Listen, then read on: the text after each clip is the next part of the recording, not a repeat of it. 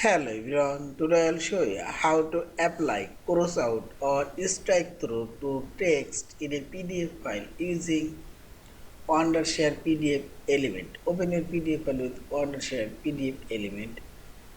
Now click on this comment option, this menu bar, and here you will find this strike through or underline down arrow and select your strike through.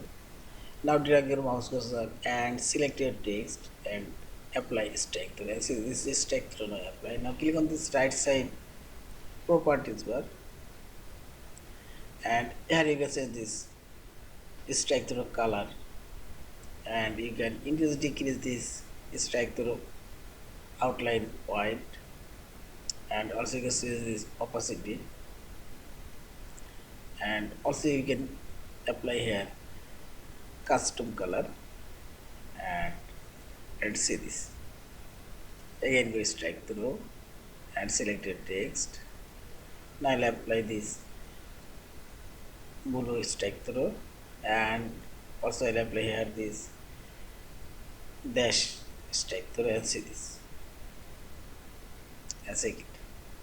And this is in this way you can apply a strike through or cross out your PDF file and finally select this file option, save or save as your PDF file.